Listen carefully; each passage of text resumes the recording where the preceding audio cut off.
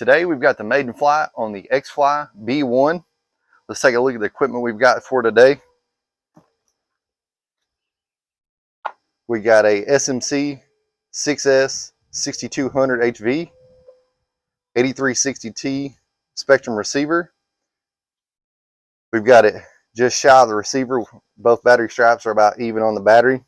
That's a 81 millimeter CG recommended by Jeremy Salt. So first look at this bird, really nice scale. I mean, lights, all the bits and pieces. The lights are very bright too. You got the solid navigation lights, you got the salt on the wingtips, you got the solid navigation lights on the fuselage and the flashing white ones. Dual lights on the nose gear. I mean, it's really scaled out, and then you got one flash one on the vertical stabilizer just above the rudder. 3D printed nozzles from the factory. I guess you could say 3D printed because they're really detailed up. Nice landing gear. I mean, they really paid attention to detail with all the small little features on this plane. So we're going to get it up for the first flight, get it trimmed out, get it back on the ground, and try to get a few more flights and the wing swept back. So we've done enough talking. Let's get this B-1 in the sky.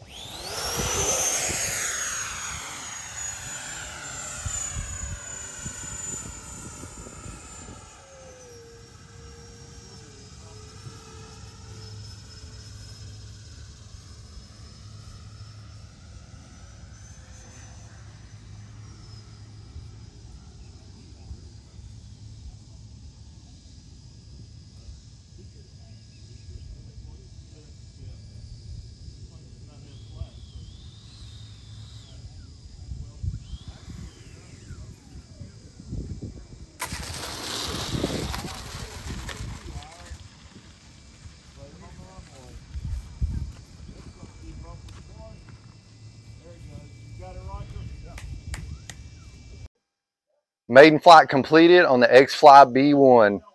Just a small summary of what we incurred a little bit before the camera came on today. Put it out on a runway, tried to taxi out, the wheel fell off. Couldn't find a C-clamp. One of my buddies had a spare one. We put the C-clamp on there, got it locked in, took it out, taxied around, it was fine. Took off straight down the center line after I did a little correction before we took off. On the rudder, it was pulling just a little bit. So took off. Once it left the ground, I knew it was going to be a smooth flight because that thing just took out. It needed a little bit of trim. It actually, I had to give a little bit more stick than I thought. So I figured once we got on the downwind, probably going to need a little up trim. So got the gear up. One thing I noticed right off the bat, I'd tell you if you're doing a maiden on this plane, be careful in the sky that you're flying it in.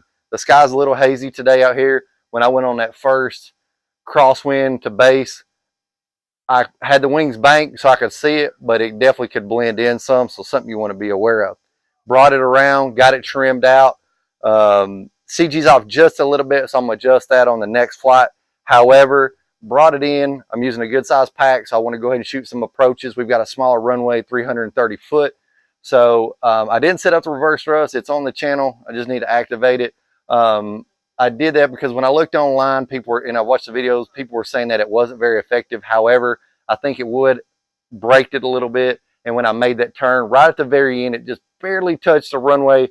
Probably wouldn't happen, but with a successful maiden flight like that, that's the least I can complain about, is just a little dot on the bottom of one of the wings. So that being said, we was on a 3.5 minute timer. We came down 20 seconds over.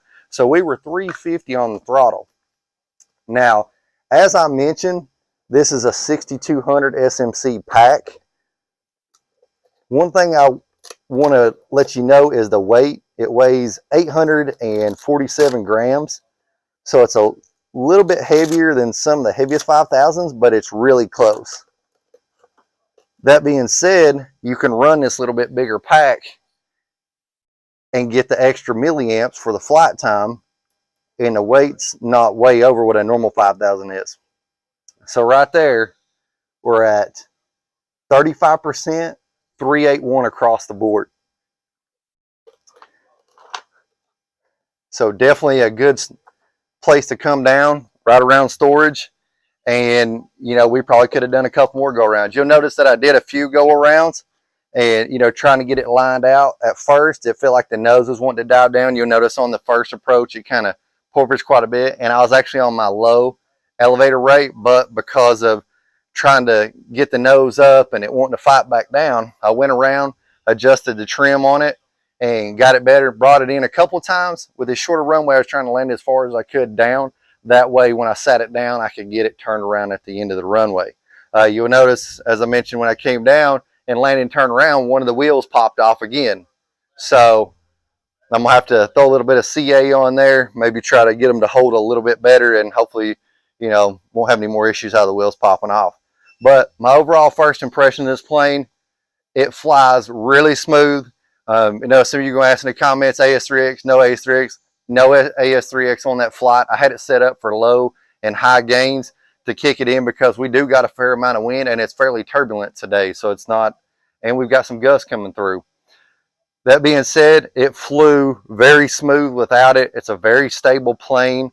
It glides really well coming around, even, you know, on base to final. It just felt really smooth coming in. That being said, it's not a beginner jet, but if you know what you're doing, this is a very fun airplane to fly. So that's pretty much, you know, sums everything up. I appreciate y'all watching today. If you enjoyed this maiden flight, go ahead and push like on the video. If you got any comments you want to share about your experiences with this bird, or something you think that helps make the plane fly better than it already does, go ahead and put that down in the comments section. I appreciate y'all watching, and we'll see you on the next one.